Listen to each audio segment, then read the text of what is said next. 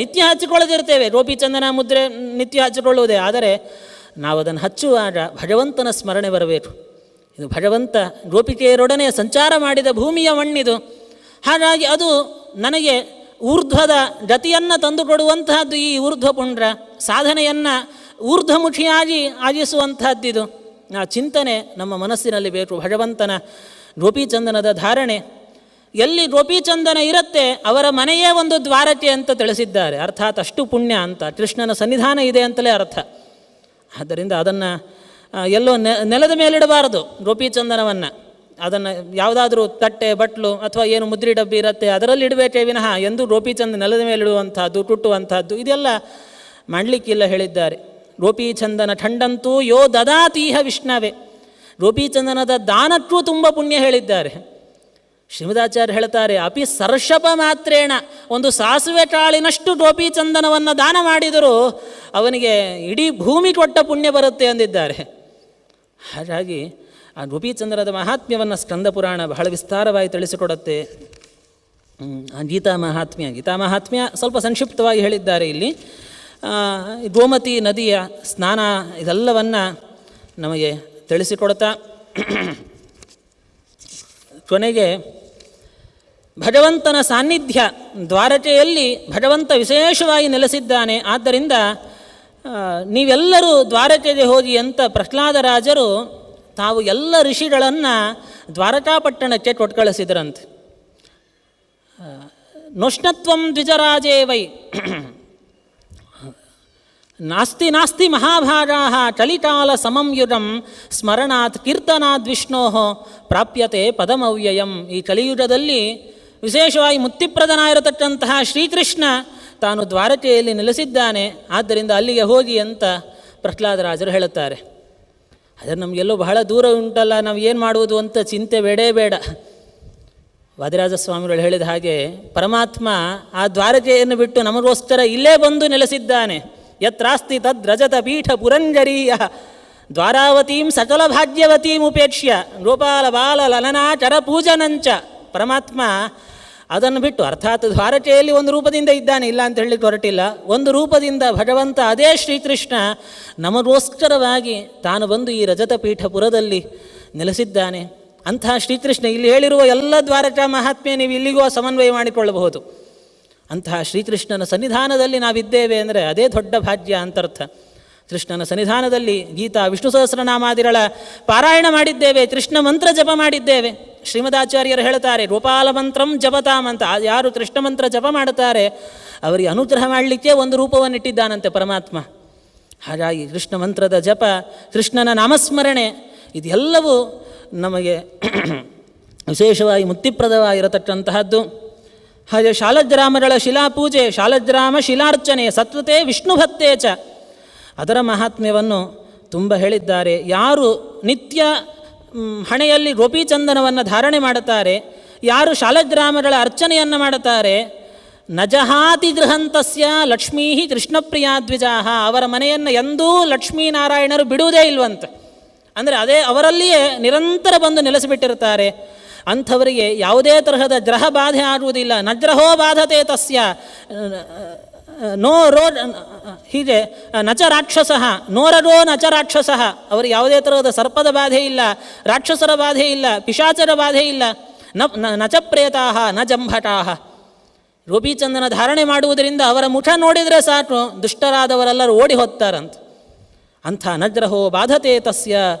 ಹೀಗೆ ಅದರ ಗೋಪಿಚಂದ್ರನ ಮಹಾತ್ಮ್ಯ ಬಹಳ ಅದ್ಭುತವಾಗಿ ನಮಗೆ ತಿಳಿಸಿಕೊಟ್ಟಿದ್ದಾರೆ. ಅದರಂತೆ ಕೃಷ್ಣಾಷ್ಟಮಿಯ ಮಹಾತ್ಮ್ಯ ಅದನ್ನು ಹೇಳುತ್ತಾರೆ. ಕೃಷ್ಣಾಷ್ಟಮೀಂ ಯಹ ಕರೋತಿ ವಿಶೇಷತಃ, ಕೃಷ್ಣಾಷ್ಟಮಿಯ ಆಚರಣೆ ಸರಿಯಾಗಿ ತಿಳಿದು ಶ್ರೀಮದಾಚಾರ್ಯರು ಅದಕ್ಕೋಸ್ಕರವಾಗಿಯೇ ಒಂದು ಗ್ರಂಥವನ್ನು ರಚನೆ ಮಾಡಿದ್ದಾರೆ.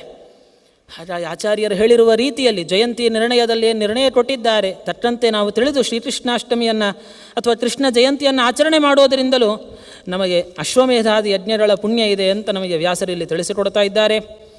ಹಾಗೆ ಅಪಿ ಸ್ಯಾತ್ ಸ ತುಲೇಸ್ಮಾಕಂ ಭವಿಷ್ಯತಿ ಧೃತೌ ರತಃ, ಮೃತರಾದ ನಮ್ಮ ಪಿತೃಗಳು ಹಿಂದಿನವರು ಅವರೂ ಸಹಿತ ಬಯಸ್ತಾರಂತೆ ನಮ್ಮ ವಂಶದಲ್ಲಿ ಬರುವಂತಹ ಯಾರಾದರೂ ಒಬ್ಬ ವ್ಯಕ್ತಿ ತಾನು ಗೋಪೀಚಂದನ ಧಾರಣೆಯನ್ನು ಮಾಡುತ್ತಾನೆ, ಗೋಪೀಚಂದನದ ದಾನವನ್ನು ಮಾಡುತ್ತಾನೆ, ಒಳ್ಳೆಯ ವೈಷ್ಣವನಾಗ್ತಾನೆ, ದ್ವಾರಕೆಯ ಯಾತ್ರೆಯನ್ನು ಮಾಡ್ತಾನೆ ಅಂತ ಹಿಂದಿನ ಪಿತೃಗಳು ಸಹಿತ ಬಯಸ್ತಾ ಇರ್ತಾರಂತೆ.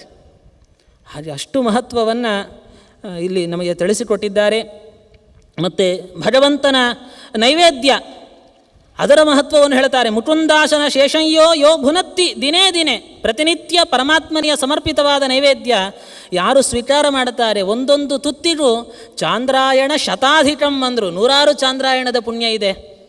ಇದೇ ಶ್ಲೋಕವನ್ನು ಶ್ರೀಮದಾಚಾರ್ಯರು ಉಲ್ಲೇಖ ಮಾಡಿದ್ದಾರೆ. ನೈವೇದ್ಯ ಶೇಷಂ ದೇವಸ್ಯ ಯೋ ಭುನತ್ತಿ ದಿನೇ ದಿನೇ. ಇಲ್ಲಿ ಮುಕುಂದಾಶನ ಶೇಷಂತು ಅಂತ ಅಷ್ಟೇ ವ್ಯತ್ಯಾಸ, ಉಳಿದ ಶ್ಲೋಕ ಎಲ್ಲ ಒಂದೇ. ಅದರಂತೆ ಮತ್ತೊಂದು ಶ್ಲೋಕ, ನೈವೇದ್ಯ ಶೇಷಂ ತುಳಸಿ ವಿಮಿಶ್ರಿತಂ ವಿಶೇಷತಃ ಪಾದ ಜಲೇನ ಸಿತ್ತಂ ಅಂತ ನಾವು ಹೇಳ್ತೇವೆ. ಇಲ್ಲಿ ವಿಷ್ಣೋಹೋ ಅಂತ ಪಾಠಾಂತರ ಉಂಟು. ಯೋಷ್ಣಾತಿ ನಿತ್ಯಂ ಪುರುಷೋ ಮುರಾರೇಹೇ ಪ್ರಾಪ್ನೋತಿ ಯಜ್ಞಾಯುತ ಕೋಟಿ ಪುಣ್ಯಂ. ಭಗವಂತನಿಗೆ ಸಮರ್ಪಿತವಾದ ತುಳಸಿಯಿಂದ ಮಿಶ್ರಿತವಾದ ನೈವೇದ್ಯವನ್ನು ಯಾರು ಸ್ವೀಕಾರ ಮಾಡುತ್ತಾರೆ ಅವರಿಗೆ ಕೋಟಿ ಕೋಟಿ ಯಜ್ಞಗಳ ಪುಣ್ಯ ಬರುತ್ತೆ. ಆದ್ದರಿಂದ ಅದನ್ನು ಮಾಡ್ತಾ ಜೊತೆಗೆ ತುಳಸಿಯ ಮಾಲೆಯ ಧಾರಣೆ, ಏಕಂಠಲಗ್ನ ತುಳಸಿ ನಲಿನಾಕ್ಷ ಮಾಲಾಹ. ವೈಷ್ಣವರು ಅಂತ ಅನಿಸಿಕೊಳ್ಬೇಕಾದ್ರೆ ಅದು 2 ರೀತಿ, ಬಾಹ್ಯ ಆಂತರ ಅಂತ 2 ರೀತಿ ವಿಷ್ಣು ದೀಕ್ಷೆ ಇದೆ. ಬಾಹ್ಯ ದೀಕ್ಷೆಯಲ್ಲಿ ಇದೆಲ್ಲವೂ ಪ್ರಧಾನವಾಗ್ತವೆ. ಊರ್ಧ್ವಪುಂಡ್ರದ ಧಾರಣೆ, ಮುದ್ರೆಯ ಹರಿಯ ಆಯುಧಗಳನ್ನು ನಮ್ಮ ಮೇಲೆ ಧಾರಣೆ ಮಾಡುವಂತಹದ್ದು. ಅದರ ಜೊತೆಯಲ್ಲಿ ಶ್ರೀಕೃಷ್ಣನಿಗೆ ತುಂಬ ಪ್ರಿಯವಾದದ್ದು ಅಂತಂದರೆ ತುಳಸಿ. ಆದ್ದರಿಂದ ತುಳಸಿಯ ಕಾಷ್ಠದ ಮಾಲೆಯನ್ನು ಧಾರಣೆ ಮಾಡುವಂತಹದ್ದು ತುಳಸಿ ಕಾಷ್ಠ ಸಂಭೂತಂ. ಮತ್ತು ಪದ್ಮಾಕ್ಷ ಕಮಲಾಕ್ಷಸರ ಅಂತ ಏನು ಹೇಳ್ತಾರೆ ಅದನ್ನು ಧಾರಣೆ ಮಾಡುವಂತಹದ್ದು. ಇದೆಲ್ಲದರಿಂದ ನಮ್ಮ ಅನಂತ ಜನ್ಮಗಳ ಪಾಪನಾಶವಾಗತ್ತೆ ಅಂತ ತಿಳಿಸಿದ್ದಾರೆ. ಹಾಗೆ ದೇವರಿಗೆ ತುಳಸಿಯಿಂದ ತೆಗೆದ ಗಂಧವನ್ನು ದೇವರಿಗೆ ಸಮರ್ಪಣೆ ಮಾಡುವಂಥದ್ದು. ದೇವರಿಗೆ ನಿತ್ಯ ಗಂಧ ತೆಗಿತೇವೆ, ಗಂಧದ ತೊರಡಿನ ಜೊತೆಯಲ್ಲಿ ಒಂದಷ್ಟು ತುಳಸಿ ಕಾಷ್ಠದಿಂದಲೂ ಗಂಧವನ್ನು ನಾವು ತೆಗೆದು ನಂತರ ಗಂಧದ ಏನು ತೊರಡಿನಿಂದ ತೆಗಿಬಹುದು. ಅಂದರೆ ತುಳಸಿಯ ಗಂಧ ಅದು ದೇವರಿಗೆ ಬಹಳ ಇಷ್ಟ ಅಂತ ಹೀಗೆ ಅನೇಕ ಮಹಾತ್ಮ್ಯವನ್ನು ತಿಳಿಸ್ತಾ ಕೊನೆಯ ಅಧ್ಯಾಯದಲ್ಲಿ ಪುರಾ ಸ್ಕಂದೇನ ಭಾಷಿತಂ, ಏನು ಪುರಾಣ ಇದೆ ಸ್ಕಂದ ಪುರಾಣ. ನಾನು ಮೊದಲನೇ ದಿವಸನೇ ಹೇಳಿದ ಹಾಗೆ ಪುರಾಣಗಳ ರಾಜ ಇದು. ಒಂದು ರೀತಿಯಲ್ಲಿ ಎಲ್ಲ ಪುರಾಣಗಳಿಗಿಂತಲೂ ಬಹಳ ಸಂಖ್ಯೆಯಲ್ಲಿ ಹಾಗೂ ಅರ್ಥದ ಗಾಂಭೀರ್ಯದ ದೃಷ್ಟಿಯಿಂದಲೂ ಬಹಳ ದೊಡ್ಡದು. 81,100 ಶ್ಲೋಕಗಳು ಅಂತ ಇದನ್ನು ಉಲ್ಲೇಖ ಮಾಡಿದ್ದಾರೆ. ಅಂತಹ ಏನು ಪುರಾಣ ಇದೆ ಇದು ಸ್ಕಂದ ಪುರಾಣ. ಯಾಕೆ ಅಂದರೆ ವ್ಯಾಸರೇ ಕಾರಣ ಕೊಟ್ಟಿದ್ದಾರೆ, ಪುರಾ ಸ್ಕಂದೇನ ಭಾಷಿತಂ ಅಂತ. ಸ್ಕಂದ ಹೇಳಿರುವ ಪುರಾಣ ಅಂತ ಅನ್ನೋ ದೃಷ್ಟಿಯಲ್ಲಿ ಇದಕ್ಕೆ ಸ್ಕಂದ ಪುರಾಣ ಅಂತ ಅರ್ಥವೇ ವಿನಃ ಕೇವಲ ಬರೀ ಸ್ಕಂದನ ಮಹಾತ್ಮ್ಯನೇ ಇರುತ್ತೆ ಅಂತ ನಾವು ತಿಳಿಬಾರದು. ಸ್ಕಂದನ ಮಹಾತ್ಮ್ಯನೂ ಅಲ್ಲಲ್ಲಿ ಬಂದಿದೆ. ಷಣ್ಮುಖನ ಉತ್ಪತ್ತಿಯ ಕಥೆ ಅದನ್ನೆಲ್ಲ ಹೇಳ್ತಾರೆ. ಪ್ರಧಾನವಾಗಿ ಸ್ಕಂದಂ ಪುರಾಣಮೇತಚ್ಚ ಕುಮಾರೇಣ ಪುರೋಧೃತಂ. ಇದನ್ನು ಯಾರು ಪಠಣೆ ಮಾಡುತ್ತಾರೆ, ಶ್ರವಣ ಮಾಡುತ್ತಾರೆ ಅವರು ನರಃ ಪಾಪಾದ್ ವಿಮುಚ್ಯತೆ, ಎಲ್ಲ ಪಾಪಗಳಿಂದ ಅವರು ಮುಕ್ತರಾಗ್ತಾರೆ. ಈ ಪುರಾಣದ ಶ್ರವಣ, ಪುರಾಣದ ಪುಸ್ತಕದ ದಾನ ಎಲ್ಲದಿಂದಲೂ ನಮಗೆ ಅಕ್ಷಯವಾಗಿರತಕ್ಕಂತಹ ಪುಣ್ಯ ಸಿಗತ್ತೆ ಅಂತ ತಿಳಿಸಿಕೊಡ್ತಾ, ಇತಿ ದತ್ವಾಶ್ಯಸ್ತಸ್ಮೈ ದತ್ವಾ ವಾಸೋ ವಿಭೂಷಣಂ ವಿಸೃಜ್ಯ ಲೋಮಶಂ ಸೂತಂ ಯಜ್ಞಕರ್ಮಾಣ್ಯಥಾಚರನ್. ಹೀಗೆ ನೈಮಿಷಾರಣ್ಯದಲ್ಲಿ ಶೌನಕಾದಿ ಋಷಿಗಳಿಗೆ ಸೂತಾಚಾರ್ಯರು ತಾವು ಈ ಒಂದು ವಿಶಿಷ್ಟವಾಗಿರತಕ್ಕಂತಹ ಪುರಾಣವನ್ನು ಉಪದೇಶ ಮಾಡಿದ್ದಾರೆ.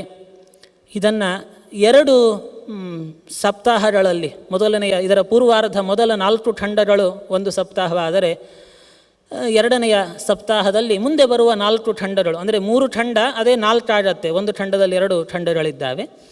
ಆ ರೀತಿಯಲ್ಲಿ ಉತ್ತರಾರ್ಧದ ಚಿಂತನೆಯನ್ನು ಯಥಾಶಕ್ತಿ ಯಥಾಮತಿಯಾಗಿ ಈ ಚಿಂತನೆಯನ್ನು ನಡೆಸಿದ್ದೇವೆ.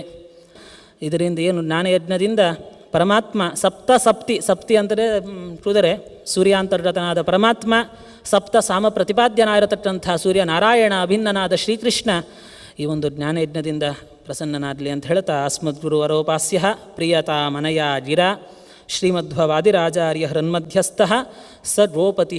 ಗೋಪತಿಯಾದ ಎಲ್ಲ ಗೋವುಗಳಿಗೂ ಪತಿ ಶ್ರೀಕೃಷ್ಣ, ವೇದಗಳಿಗೆ ಪತಿ ವೇದವ್ಯಾಸದೇವರು, ಗೋಪತಿ ಹಯಗ್ರೀವ ದೇವರು, ಆ ಎಲ್ಲ ಭಗವದ್ ರೂಪಗಳು ಈ ಒಂದು ಜ್ಞಾನಯಜ್ಞದಿಂದ ಪರಮಾತ್ಮ ಅನುಗ್ರಹ ಮಾಡಲಿ ಅಂತ ಪ್ರಾರ್ಥನೆಯನ್ನು ಮಾಡುತ್ತಾ ಈ ಒಂದು ಜ್ಞಾನಯಜ್ಞವನ್ನು ಪರಮಪೂಜ್ಯ ಶ್ರೀಪಾದಂಗಳವರ ಅವರ ಅಂತರ್ಯಾಮಿಯಾದ ಪರಮಾತ್ಮನಿಗೆ ಅವರ ದ್ವಾರ ಮಧ್ವವಾದಿರಾಜ ವರದನಾಗಿರತಕ್ಕಂತಹ ಶ್ರೀ ಗೋಪಾಲಕೃಷ್ಣದೇವರ ಅನಂತ ಭಗವದ್ ರೂಪಾತ್ಮಕ ರುಕ್ಮಿಣಿ ಸತ್ಯಭಾಮ ಸಮೇತನಾದ ಮಧ್ವಪತಿ ಶ್ರೀ ಗೋಪಾಲಕೃಷ್ಣದೇವರ ಪಾದಾರವಿಂದದಲ್ಲಿ ಶ್ರೀಪಾದದ ದ್ವಾರ ಸಮರ್ಪಣೆಯನ್ನು ಮಾಡ್ತಾ ಇದ್ದೇನೆ. ಶ್ರೀಕೃಷ್ಣ ಅರ್ಪಣಮಸ್ತು. ಮಧ್ವೇಶ ಅರ್ಪಣಮಸ್ತು.